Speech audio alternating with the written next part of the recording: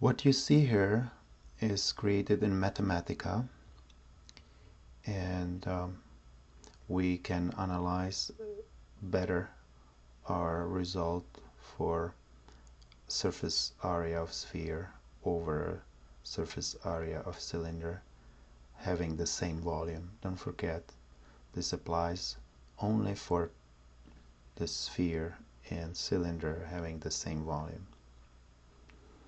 And so we can visualize better. For example, this radius, we can change radius of the sphere, and as you see, it grows, and we can shrink. It should be clear that when I'm changing the radius of sphere, it has to change the radius of the cylinder as well.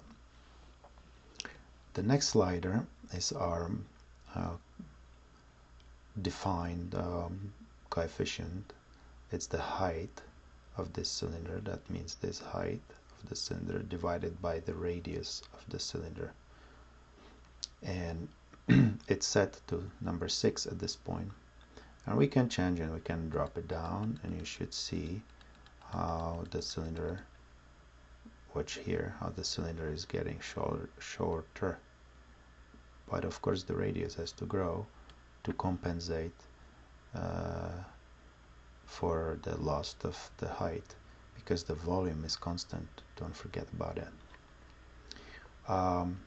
The next thing is we can watch here numerically. We have evaluated the r, the radius of the sphere, over the radius of cylinder. So at this point, the sphere has bigger radius than the cylinder, 1.3527 times.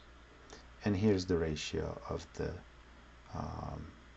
surface areas. And don't forget, the sphere has the smallest surface area for the fixed volume. That's why we have this ratio less than 1. But what I would like to explore is when this ratio gets its maximum value. That means the cylinder, such cylinder, will be as close as possible to the area of the sphere. And we know that that has the optimal area, the smallest possible from all shapes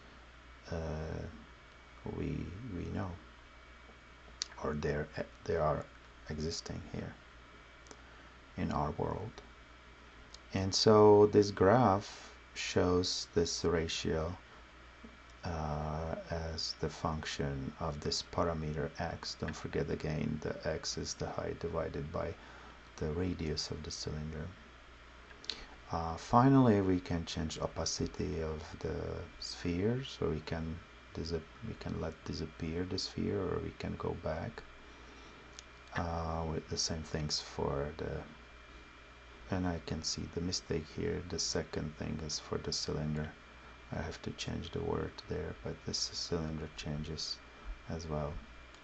The 3D box, I mean this black box, we can drop it, and then this is a little bit more clean. We can rotate with this object here, and we can make it bigger. We can see we can make the cylinder very short or quite tall.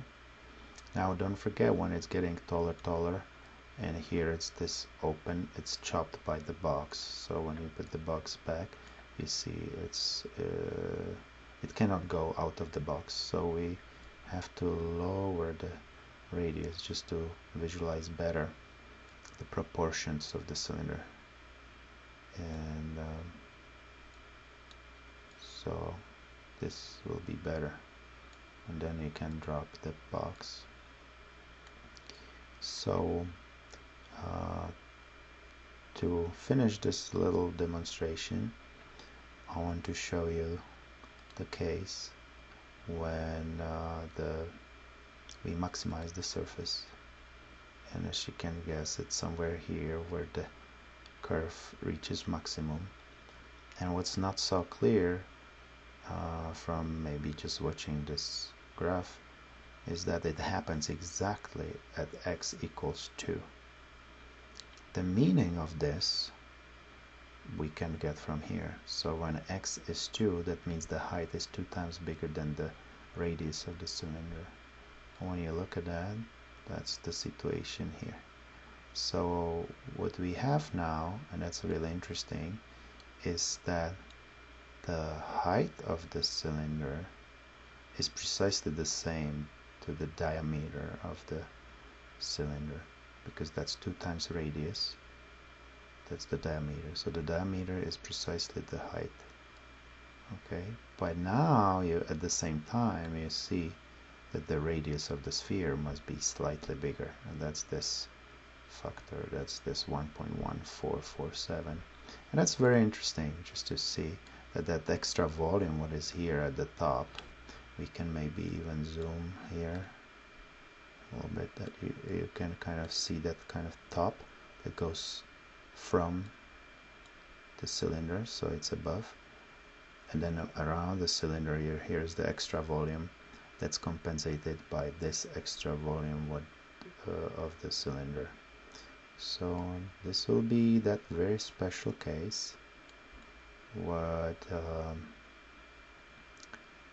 is essentially showing you how it's related, the sphere and cylinders to each other. And we know that that's the case when the cylinder reaches its smallest surface for the fixed volume, and yet the sphere is still better.